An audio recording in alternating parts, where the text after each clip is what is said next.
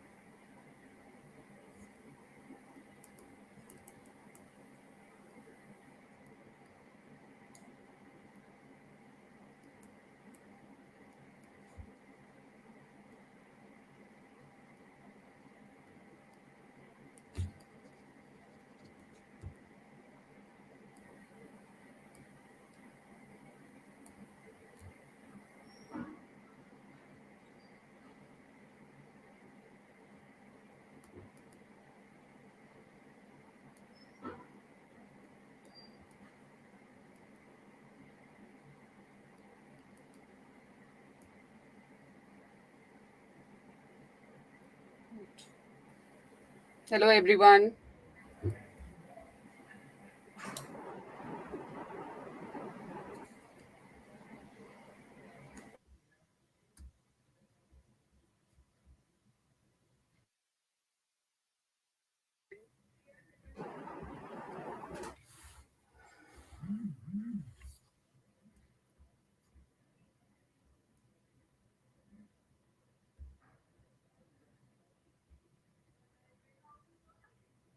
We'll wait for 5 more minutes, so we'll let everybody join and then we'll start. Okay.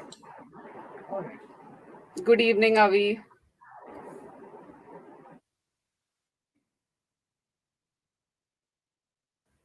We'll wait for 5 more minutes, so we'll let everybody join and then we'll start. Okay. Good evening, Avi.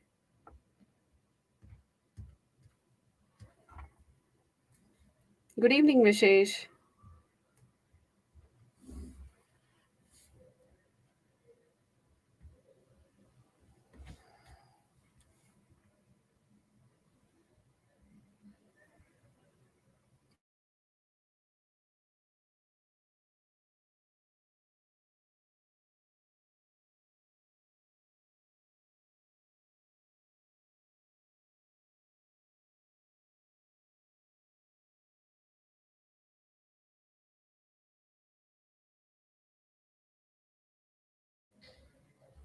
Hey, Vinu. How are you today?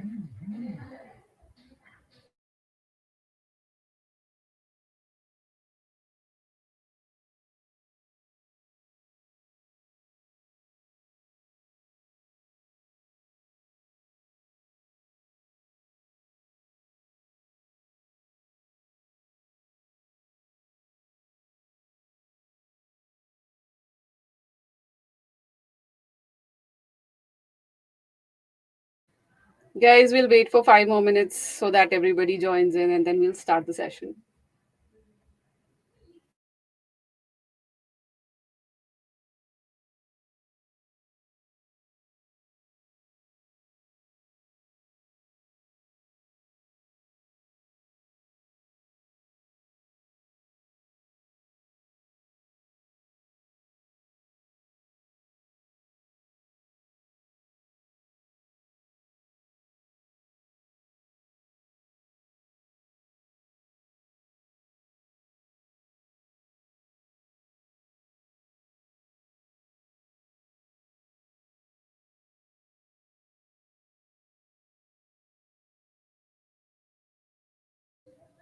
Good to hear that, Vinu. Good evening, Vivekananda, if I'm pronouncing it right.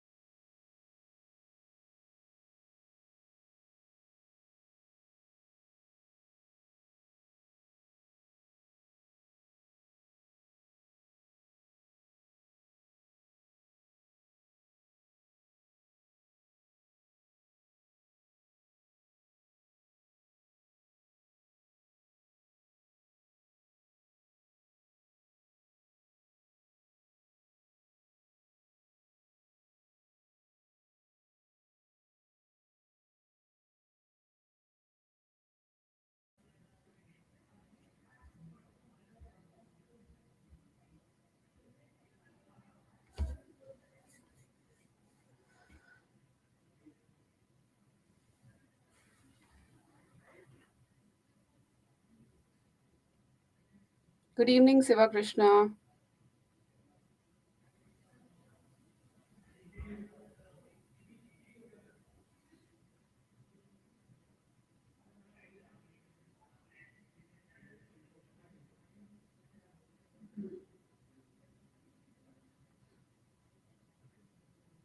So we're waiting for like another 2 minutes so that everybody would join in and then we'll start.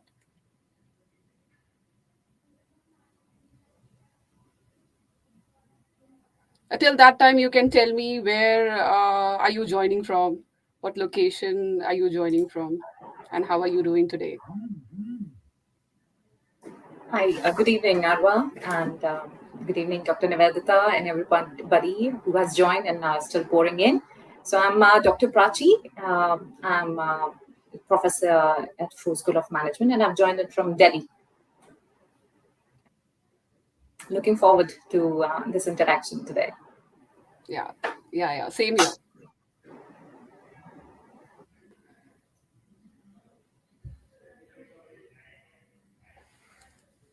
Okay, so let's start for today. Hello, everyone. A very good evening to you all.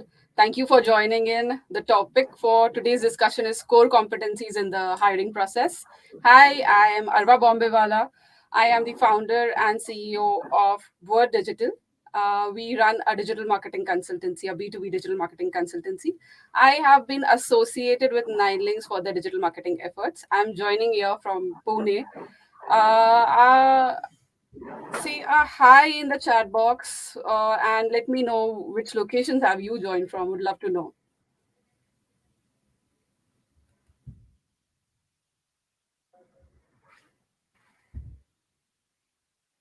Hi Harshita. Hi Anuj.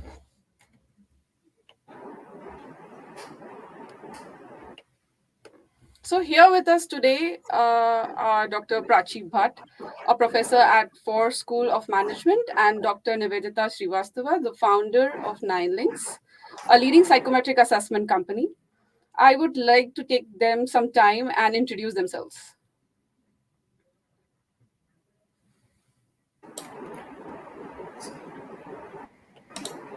So you want me to Yeah, go first? Nivedita. Yes, Or, Prachi. Go ahead. why not Nivedita, please? Sure. Thank you. Thank you. Thanks, Sarva, for that lovely introduction and hosting the show or the LinkedIn Live for us. And hi, everyone. I'm Dr. Nivedita Srivastav, and as Arva introduced, I'm the founder of Nine Lakes. And I'm doing this LinkedIn Live from Ahmedabad. That's where we are headquartered at.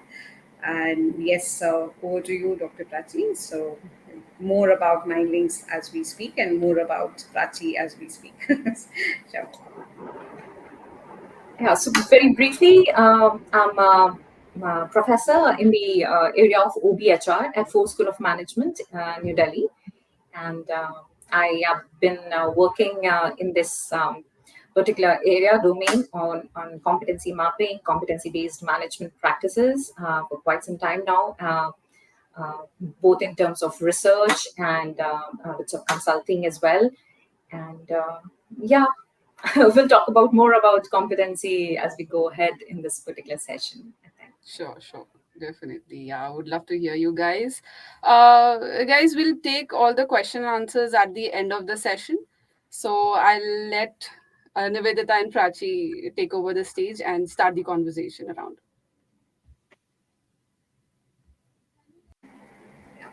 Sure.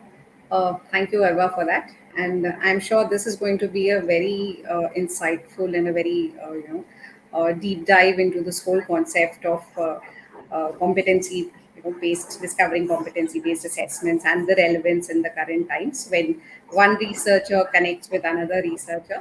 The reason why we have invited Dr. Prachi Bhatt as a first speaker, as a first guest on this LinkedIn Live in this series that we are going to delve more into is primarily because of the reason that the three pillars of Nine Links are primarily research, academia, and the corporate.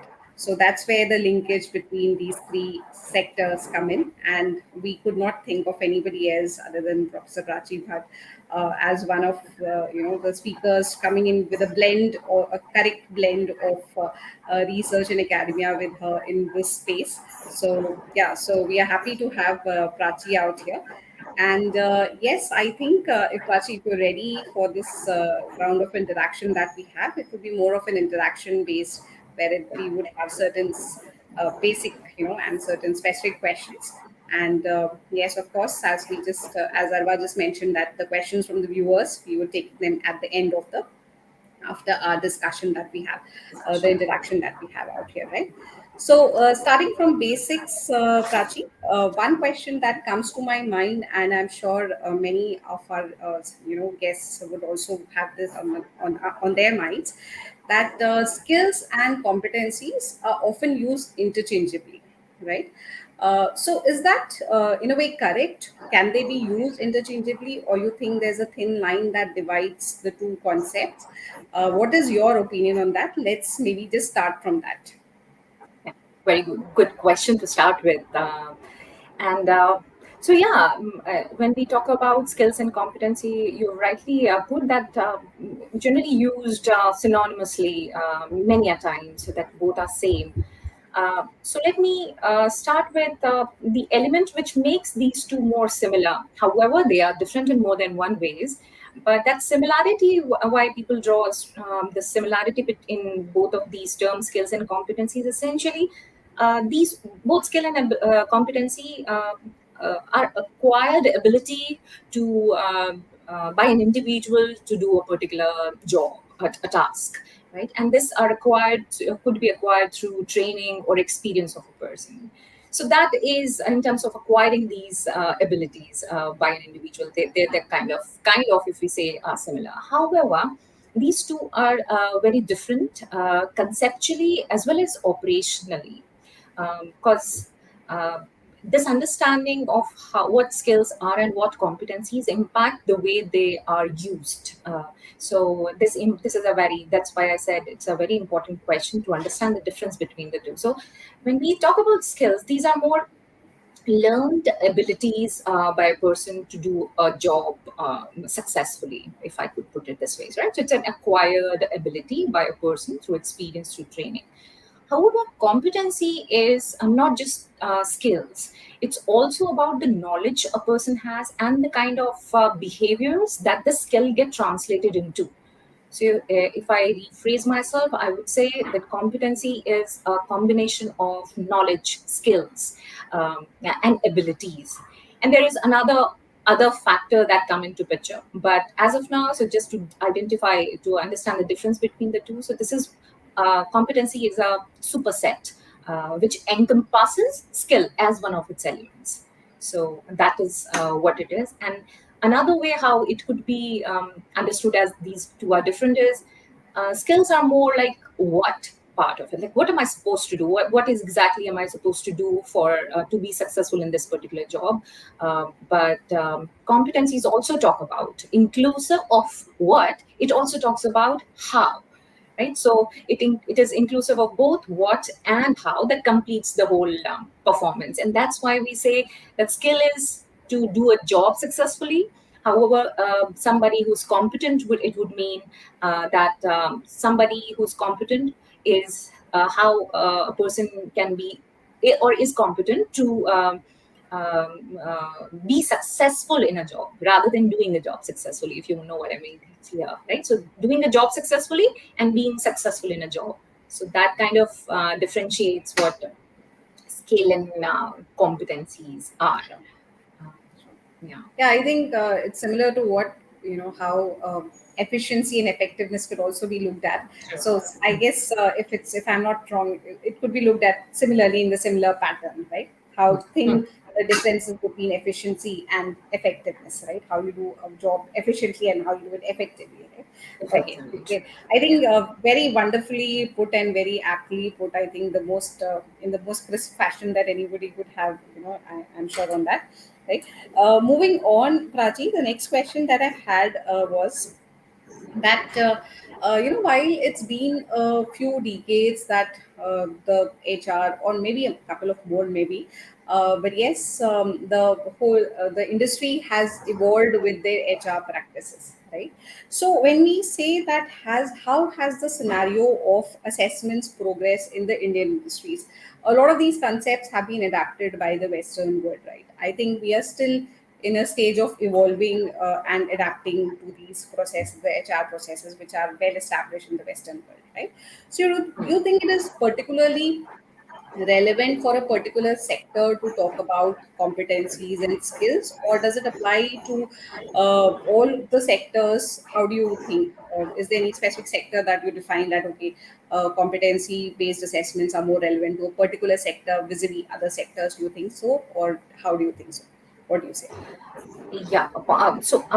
I hear two parts in this this question of yours. This is one, how the assessment has maybe progressed in the Indian setup. All right, that's one. And next is the applicability of the competency based approach. Am I right? Right. Yeah. Yeah. Absolutely. When we talk about in the uh, about competencies have always been there. However, just this nomenclature of the way we assess people, that the way we look at that, that has become more evolved. So now we talk about not just skills as a basic skill sets or people require, or about job requirements, but also in terms of the other knowledge, abilities, and behaviors that people engage in. So it has certainly progressed over a period of time. However, I still find it is limited to certain job profiles also, right? So what I mean is that there is a lot of catching up to do as far as competency focused assessment is being done in the Indian setup.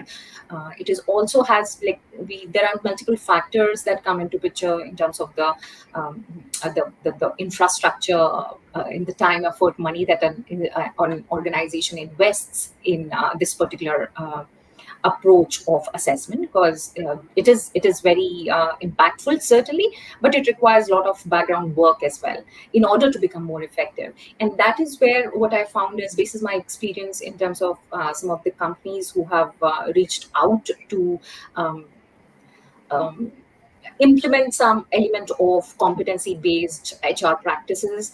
What I've found and seen is that it is like more um, not thoroughly planned, but it's an very impactful approach. So hence they want to adopt it without a proper process of adaptation of competency based approach. So it is, yes, limited to some extent in terms of certain sectors, also in terms of certain job profiles where it has been used. So however, we are incorporating the elements of competency assessments. Having said that, when we say that organizations are Indian setups are using competency based assessments, yes they are. If you see pretty much every job profile that we see in, like if I talk about NDA institutes or other institutes in general, so where there you would find these elements of competency. So all those job profiles do entail these elements of competencies which are being used for assessment by the company. So it is being used. How well, to what extent, that is still need to be. We need to be more careful with respect to are they effective in assessing them. Not completely sure, because as I said a few minutes ago, that operationalization of competencies is also important, and there is the um, place where I find quite a few Indian organizations, Indian setups are also a lot of catching up to do there, effective operationalization. So, but yeah, we will be reaching there, and as you said, that changing environment. So we are changing the way we assess competencies, or where we assess individuals at a workplace. So, Sure. and the next question was around sector, was it? Yeah, application of. similar thing wherein, yes, how has it become so relevant now? Do you think it applies to? I think you just answered that. Yes, I think, yeah. Hmm. So it has, when we say, when we talk about such a disruptive environment, we talk about disruptive environment quite often these days. But yeah, it's a fact that it's a uh, new normal emerging in pretty much every function of an organization, right?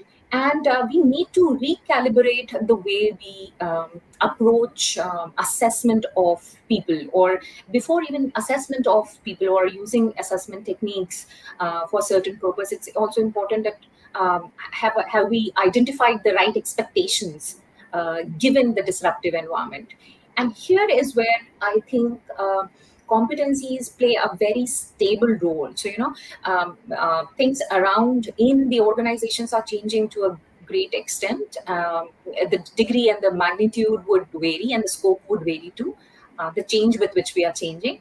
However, it has now, or we have evolved into getting this competency as a staple to an organization that helps us to um, identify the real deal breakers.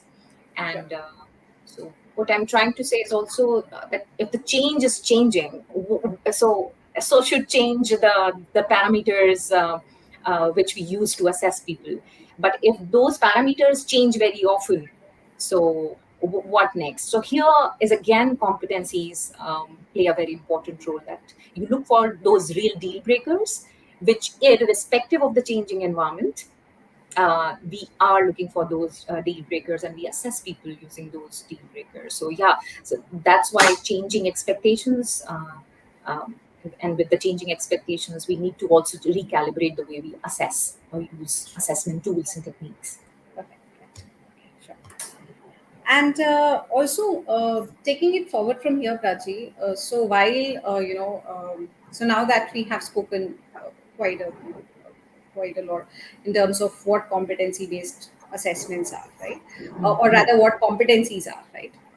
So I would also want to know, and I'm sure the viewers too would want to know, that how do we differentiate between uh, generic competency based assessments, right? So when we say generic competencies, I'm sure they mean that, that they typically apply to. So then how do we differentiate between generic competency assessments and focused competency based assessments? So do you think it's just a step up, or is it way beyond that? So how would you want to, maybe you could throw some insights on that as well. Yeah, so it is certainly a step up when you talk about generic assessments, because I would consider them as like more traditional way. However, nothing wrong with that, but if done with a purpose, So, and when I say purpose, competency focused assessments help us to address that purpose. Uh, when I say that if we hire a right person at the right job in an organization, uh, at this level, I'm not talking about any particular management level at which competency assessments are used, but just for an example's sake. So if I make a good hire in an organization, a person job fit, person environment fit, keeping in mind competency focused assessments, it is more likely to contribute to the business of an organization. How? Here comes a right hiring done. This right hire candidate adds value to the organization in a manner which it is supposed to. Rather than we hire somebody, you are supposed to do XYZ, and I'm not sure whether or not this behavior leads to or contributes to the organization. But when we talk about competency based approach, this is very important to understand that why it is different from just such generic assessments is because competency based assessments are more focused, they're more purposeful. So there's a purpose behind. So, like, what am I looking for? I know that. And from that, I deduce that these are the competencies that I need to look that I'm looking for in a candidate, in a person. So, talking about hiring is an example, probably this is what I'm taking here. Right. So, it's more evidence based. It is linked with the organization's capabilities and contributing to organization. That is what we refer to as core competencies. Arva initially identified the core competencies of an organization or core competencies of an individual. So that is where competency-based approach targets. It is very purposeful. It's not. It's a sort of. It does not talk about tasks only. So it also talks about the people, the job incumbent who's supposed to do the job. So who's the right fit, and we are not focused only on the task but also on the people and their competencies that helps them to fulfill the expectations in a particular task. I Yeah. Yeah. So would it be correct to say that maybe there could be three ways in dealing with competency focused competency based assessments? If please you could add more to that. Just something that I thought I could uh, get more insights from you on that. So maybe if we really have to look into that, so do you think, as you just mentioned, that more purposeful? So besides the function of a particular role, right, the job incumbent, the job holder, and the level that we're talking about, it is also imperative to take into account the organization culture, right? So maybe do you think these three could be a base for when we really have to deal into or look at focused competency based assessments? Do you think True. these three are valid enough pillars to talk about focused competency based assessments? Completely. So if I could make it more generic than environment, so it's culture. So I could, I think that the context, the environment overall, that also encompasses culture, plays a very important role. And Right. not many assessments are able to understand or could deconstitute a competency into operationalized behaviors, but competency does that. So when you are expecting a certain value system in an organization, because you mentioned about culture. So here we are talking about certain behaviors which are so critical that sets the expectation in terms of the or that also helps us to identify that person environment fit or the person value fit in the organization. And competency is based assessments are able to do that really well. And I'm saying, when I'm saying really well, with like high reliability and validity as a researcher. So that kind of uh, that's the power of competency based assessments, focused competency based Maybe assessments. I could just share, something that we practice internally at Minings as well. So it's a Yeah. small, yeah. Hmm. So I Please. often, when we speak within the group of our team members, I often share that that for me maybe as a base of organizational culture, transparency is something that's most important.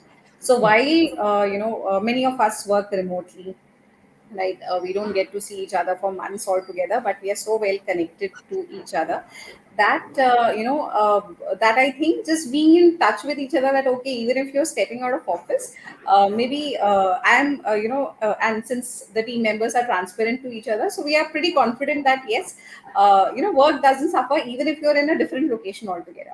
So I think transparency is something that's very imperative for the nine links culture. Just speaking about it. So I think yes, as we just discussed, that maybe organization culture is again a very a very strong foundation of focused competency based assessments. That's very beautifully put, right? Okay, so something else that I had on my mind, Prachi, was that competency based assessments, or even even thinking about competency based assessments, or the very focus of focused competencies could be quite an expensive affair. Do you really think it's so expensive? What level of organization should they deal into? Is it something that even medium scale organizations could talk about and could think about, or it's only the larger organizations should talk about competency based assessments and start working on those in those domains? Or is it something that even medium and small enterprises could talk about? What is your opinion on that? Yeah. So uh, the understanding around competency-based approach in management, if I put it this way, in which assessment would be a part of, would be part of. So here, when we say um, established organizations, or is there a difference between this particular approach being applicable in, or whether or not medium-sized organization is a good idea to go ahead with it, is because it could be an expensive affair, right? But when we talk about the kind of fruit that will reap from this approach of competency based assessments, that is immense. That's immense. So when I say that, is it an expensive thing to do, get into a competency based assessment or competency based approach in an organization for a particular function or for all the people operations? I would say it's not that expensive if you engage in the right conceptualization and operationalization of the whole process. It is not expensive in terms of when you say that it's like more money is invested in this. You could still make a very reliable and valid competency models to be used for assessments. So when I'm saying competency models, list of competencies that we are looking for in like for assessments. So the kind of process that we engage in, if that could be done for different could be done at a different scale for different organizations. So when we even this is very applicable, highly applicable in a startup setup as well. Because when you know, then and when you talk about medium-sized organizations as well, I've seen companies using having three or four or five generally. So when we talk about value-based competencies, so starting with value-based competencies by a startup and assessing people basis that, not only assessing but also engaging in practices which is value-based behaviors that a startup would expect, because they do not know actually where would they head like in few years time. However, this competency based models give them a would give a direction to them that this is what we are looking for, and it pretty much drives the functions of an organization, and it makes it even more easier for them to implement. As far as the time and effort is concerned, yes, I would say that it is um, uh, it's like worth the time and effort spent on identification of right competencies and then assessment of those. So I would not, would not really buy this thing that it's only a process that only established organizations, large organizations would only engage in, or can they afford to engage in competency-based approach. No. There are ways, and only if you know that what would make a better um competency model for assessments, what would go into the process of making a reliable and a valid model. On that would depend the value that we can reap from such Sure. approach, competency-based approach. So something that really strikes me out here, that when we talk about the cost of competency-based assessments, so here they may not be very expensive, but they can be extensive, and they definitely demand commitment and dedication from True. the core Yeah. team. Right? It could Hmm. not be a Right. one-off HR processes which you just launch and it's out of the window, but it definitely requires a long-term commitment and dedication to first Certainly. implement Yeah. the approach, and then also implement the assessments and to follow them as a regular practice in the organization. Right. So just case in a point here, if I could bring in, without naming the organization. So, um, uh, a really big organization here. So Ready, who has the infrastructure, time, effort, money, everything to bring in competency based performance management system, right? Um, but when you rightly pointed out that the commitment, right, which is required in order to make this a success, if not there, which wasn't the case where the organization that I'm referring to, a really big and known organization, and was part of the process, and that clarity isn't there, that what do we expect, what do we want out of this particular whole competency based assessment. If that is not there, however we have the money, we have the time to spend to just roll out a competency based assessment, but that is of that goes up, the whole time, effort, money is futile when it does not yield the expected result. And but the problem is that we didn't start with the right commitment and the commitment towards achieving what we really wanted. So that clarity not being there could completely the whole objective would go And on the goes toss. futile. Agree. Yeah. Completely right. Okay. So now, Prachi, that we understand that the basics of the what, how, and why of focus competency based assessments, right? So we do Mhm. understand what are the basic pillars of focus competency based assessments. How do we initiate it, right? From understanding the the very purpose of doing that, right? It would also be, I think, very interesting for the viewers that while one of the core purposes of focus competency based assessments stands out to be hiring, right?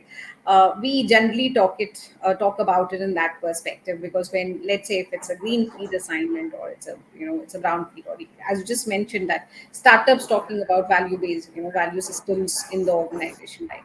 So hiring seems to be the most relevant area where focus competency based assessments could be implied and applied, right?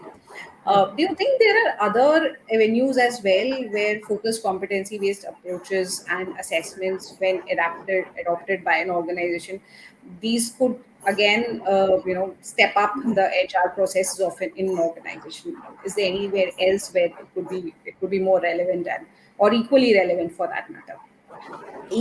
Yeah, so um, just beyond hiring as well, competency based assessment is important. So when you're saying getting the right people on board, so yeah, that's where it all starts, right? So right people with right set of competencies, and you hire them. But now what? So that the whole process that begins with hiring, and then when we talk about examining the competency strengths and weaknesses of our individuals, and exploring the gaps of groups or individuals that they have.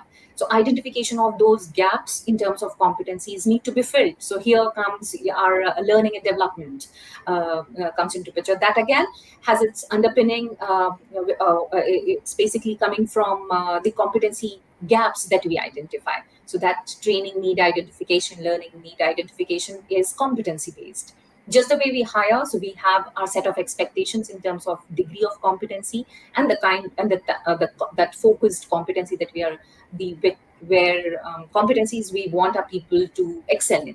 So we identify those gaps. That's another beyond hiring. Also, when we talk about competency assessment for performance management and developmental purposes, so we ensure that the employee performance against a set benchmark, whether in their current job or their future career aspirations. So we keep that in mind as well.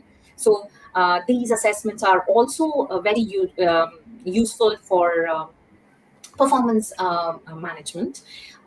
Again, we move on to our compensation as well. So it could be linked, but when I'm talking about training, performance management, compensation, like such, or any such targeted developmental activities that or for also career progression, all this needs to be uh, based on a reliable and a valid set of competencies. Use competencies and the assessment of these competencies through reliable and valid tools, wherein like you, Nivedita, come in as nine links as well. That is giving them. So when we talk about competencies, now you also need the right tool to assess those competencies, right? So here, when we talk about career progression as well, compensation, identifying the right fit, job redesigning, whatnot. So, and also improving the culture of an organization, if I could put it that way. And also, I'll this, as I was talking about competency being a staple, organization staple, and leadership level, certainly uh, we need that support from the top in order to roll out a plan like that. So, competency based approach. Not just this HR function that I'm referring to, but also this helps a leader um, or a leadership of an organization to have like an eye on the microscope and at the same time another on the telescope, so they understand what we do now, and also competency based approach help you to be more futuristic as well. So in the futures, what do we look for in people, in terms of for hiring, for career progression, for performance management. So that helps overall in the organization in more than one ways than just hiring. But yes, you're right. It's essentially focus more on hiring, but we do not see the whole picture here. Which so it completes a cycle when you say we go beyond Sure. Right. just hiring. Yeah, I think that's very relevant here, Prachi, that while we definitely build the whole, competency model, competency matrix, but the assessment has to be, very standardized and very scientific. It definitely has to have an investment from that perspective as well, wherein all the tools that are being used are standardized and, valid enough to ensure Yeah. that while the model, the matrix that is being developed, and those aspirations that we have, of the results or the ROI of the entire exercise has to be in the right direction of, wherein it fetches us the best results. So I think those standardization and those validity of tools, that's very imperative out here, irrespective of whether it's a psychometric test or a case study, or there could be a number of tools for that matter, role play, simulation, so many of them, right? We all know of that, right? There could be multiple tools. Any other tool that you'd want to talk about besides the one that we spoke? Tool for competency assessment. Yes, So I'm a big fan of behavioral interviewing. So and along with that, psychometric assessments as well, if done right, because we just can't take it like off the shelf and then use it. They can be really, really informative. Especially when we talk about for developmental purposes, specifically. Um, so those psychometric assessments done right, so when we talk about these psychometric assessments as well, we need to understand that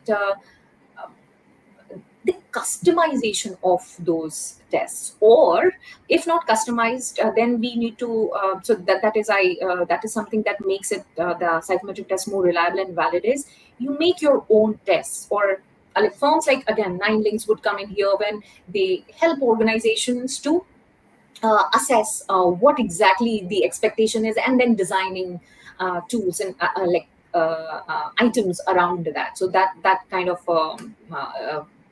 that as one of the important tool, which if implemented right, could yield the great and right results to be used, to be operationalized later. Otherwise it would be again just another activity that we generic do. So one. Absolutely, yeah, yeah. absolutely, very important. And then this behavioral interviewing, this is again, it is considered as a very highly reliable, highly valid, because when you say psychometric assessments as well, you make such structures or interview structures as well, which are high reliable and valid.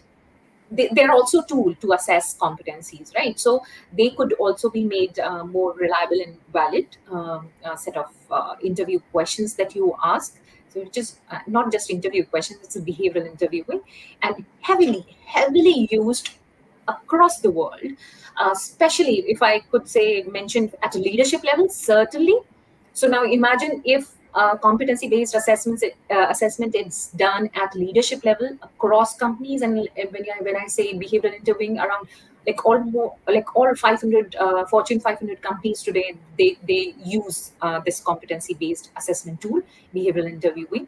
Again, need to be So this assessment tool, that is very reliable, highly reliable and valid tool. And if it is used at a leadership level, imagine what it could do at even at like levels below that, if done right. Again, so Right. that is important.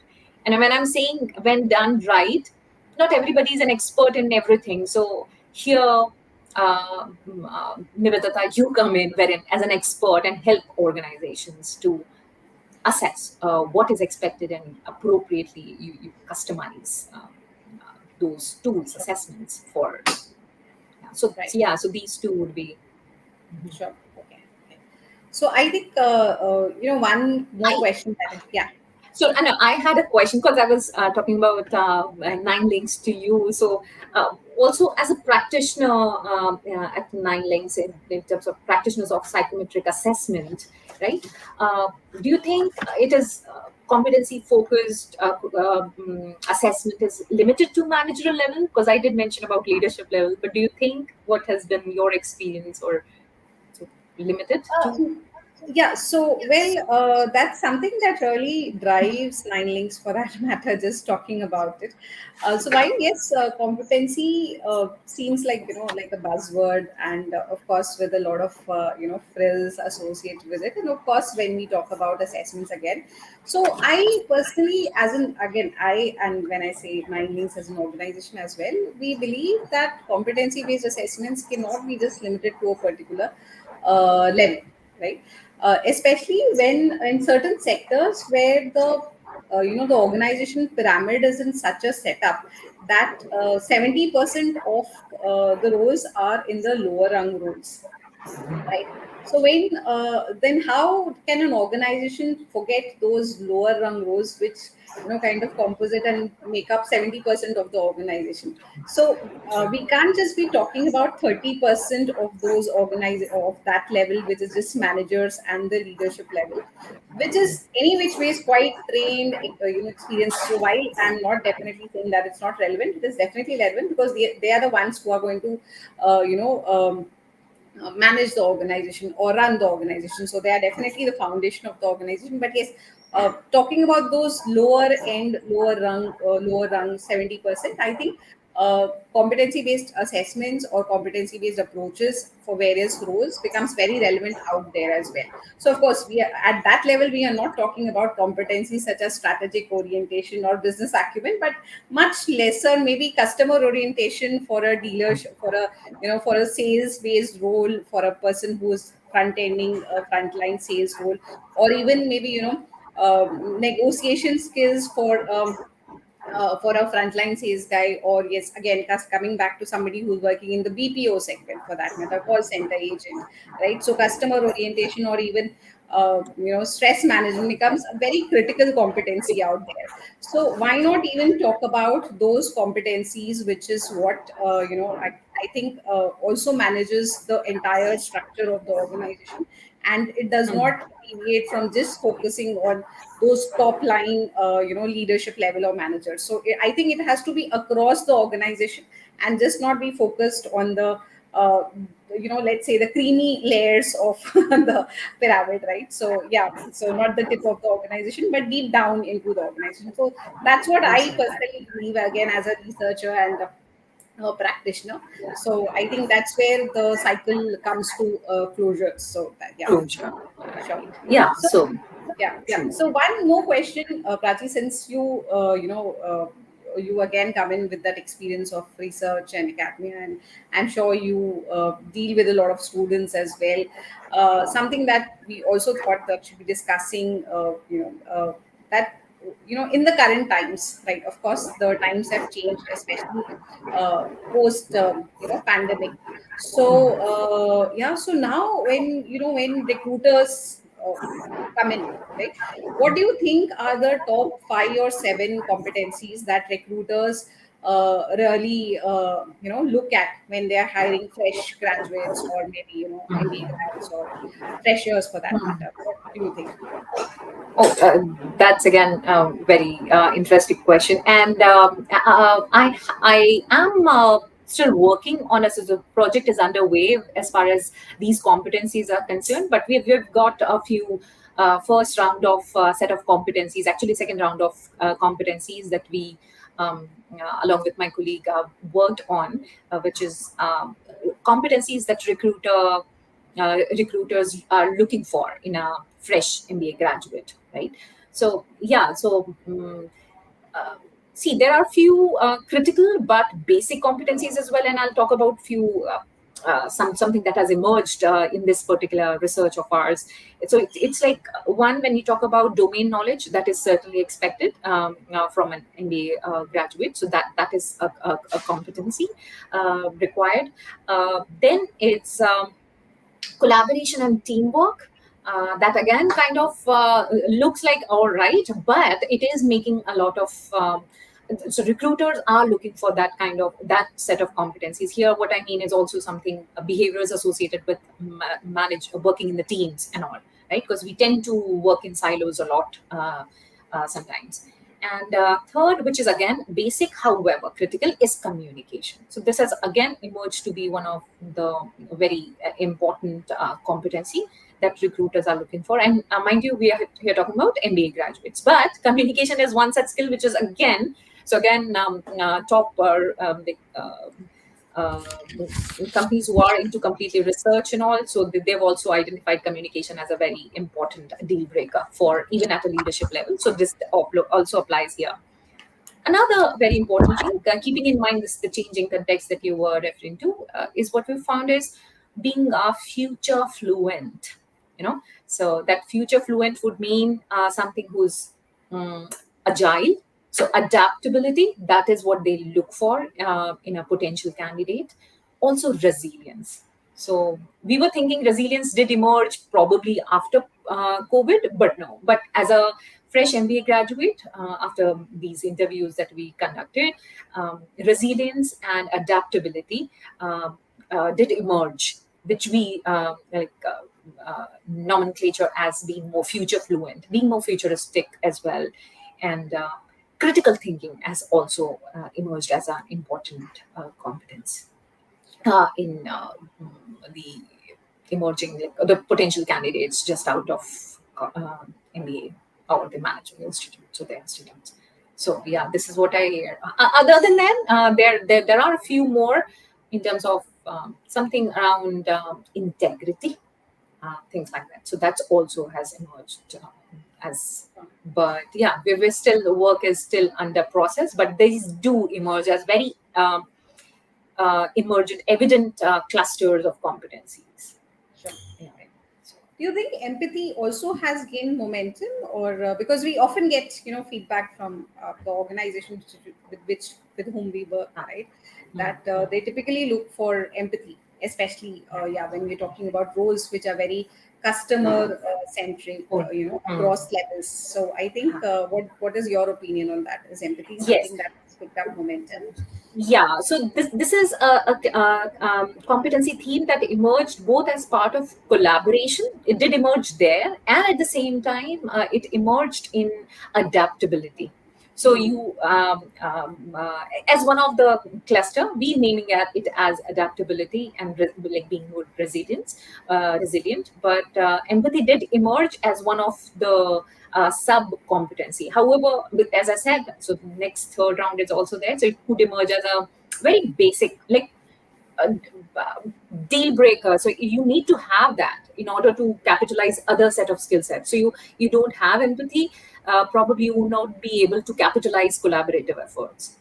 So that kind of level is the uh, next level of study, which is we're trying to identify those basic, and then on the top of it the intermediate, and then things like that. But it did Right. emerge. It did emerge. It was one of the major themes that emerged. So I think that's the I would rather say the beauty and challenge of behavioral sciences, that there's a lot of interlinkage and overlap, right? It's very Yeah. difficult to decipher on the cause and effect model, what leads to what and what comes first and what happens Right. later.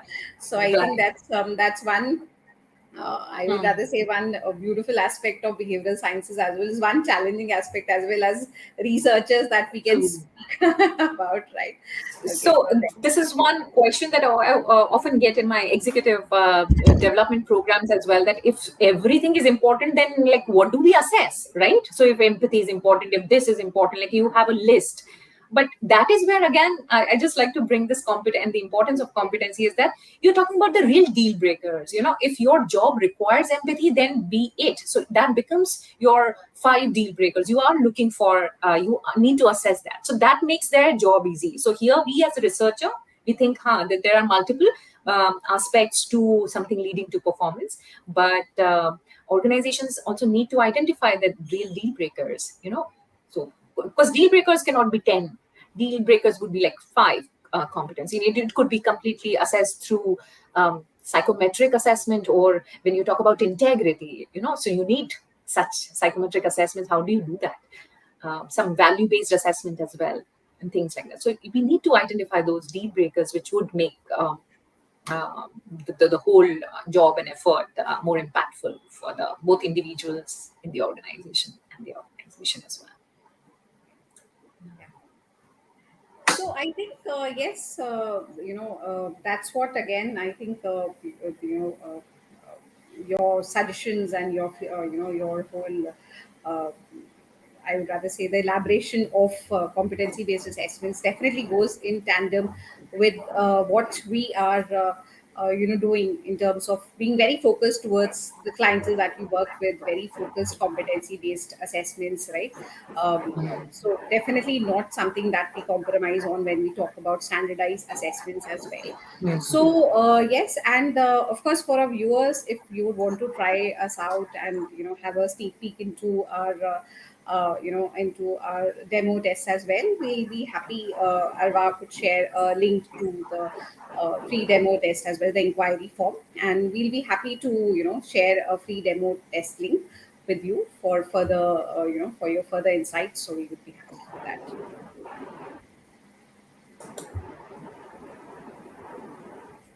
Sure. Yeah, thank you, Nivedita, and thank you, Prachi, for this insightful session. I have a question from the viewer. Pranav says you spoke about competency-based assessments for MSME companies. How relevant or effective can competency-based assessments be for manufacturing MSME industries? Yeah. Sure. Can So I, should I go yeah, ahead? green Yeah. specific Karwa, or maybe Prachi could take up this question. Yeah, what was it directed to No, somebody no, specific? anybody can take that up. Yeah, no problem. Not addressed to Oh, anyone. You either okay. you or I'll briefly talk about it, and maybe Nivedita, you also mentioned about other sectors, then you can pitch in. So when we talk about even manufacturing sectors, mm, it could be technical competencies. That's fine. So when we talk about competencies, there are behavioral competencies and there are technical competencies. Every job has a set of KSAOs, right, which are applicable for different purposes. That is when we talk about hiring or training, things like that. But the key here is that you identify. See, that is where the impact comes in, where we identify the right competencies, that is in terms of the expectations from people, whether manufacturing sector or no. So there are certain expectations in terms of competencies, so we identify those. Identifying the critical competencies as half job done, and then you using the right tools and reliable and valid tools to assess them. That in this limited period of time, I'm just briefly talking about this. So identification of the right competencies and assessment of them. So irrespective of any sector, every job, every behavior, every performance is linked with knowledge, skill, abilities of people, which is nothing but competence. So you need to address either knowledge, either skill, either behavior, uh, by whatever tool that you would use. Yeah, Nivedita. Right. No, I think very rightly put, Prachi, that while MSME sector organizations are definitely a little, worry of the cost of the whole exercise. That's the one, so because we work with a lot of MSME organizations for that matter, but apparently it also, you know, means as to how much or what, for what levels do they want to do that, and also what are the number of pools that they want to assess. I think a whole lot of it goes into it, so it necessarily may not be a very an expensive affair. So of course with a little planning, I'm sure, but yes, of course it's very relevant for MSME sector organizations, especially when I think when they are bringing themselves up, right? So, not to forget even the Tatas or the Villas are once medium scale organizations, and that's where they have scaled up to a certain level altogether. So, I think it's irrespective of the sector or the size of the organization. Right, right. That competency is yeah. So one more question. Uh, audible? Yes, yes, you are. Srishti asks, how can we customize psychometric tests for the organization without compromising the research validity and reliability? Right. Nivedita, Yeah. I think you should address Sure. that. Or Yeah. yeah. Okay. Sure. Thanks. Yeah. So it actually begins from understanding the various roles and levels that need to be addressed here, right? So again, the organization could have a different organization structure in place, right? So understanding the organization structure, the culture, the value systems, the roles and responsibilities.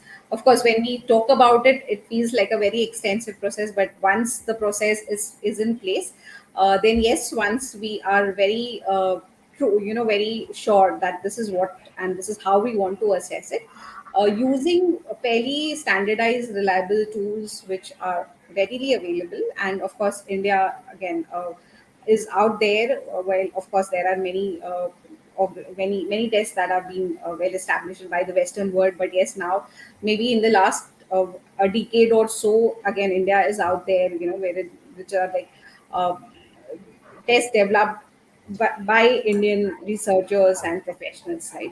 So I think using them, and they are fairly standardized and established. So I think that solves the purpose, which is where this expertise comes in terms of understanding the roles, the responsibilities, and then drawing out, the word that we just mentioned has just, kind of hit me, the deal breaker or the critical competencies that we are talking about. And of course, when the test is customized to suit that purpose, I think it just brings in the right results, the right approach. Right, right. Srishti, hope your question is answered over here. Do we have any more questions or should we proceed ahead? Yeah, so I think no more questions. It was a really insightful session. We all got to know a lot about how critical competencies are important for the organization. So, okay, thank you all for joining here. Thank you, Nivedita, and thank you, Prachi. Thank you, Eva. Thank Thank you, you. Pratik, so much. Yeah. Yeah. Good night, everyone. Good Thank night, you. Bye bye. everyone. Yeah. Bye. Take care. Yeah. Take care. Bye bye.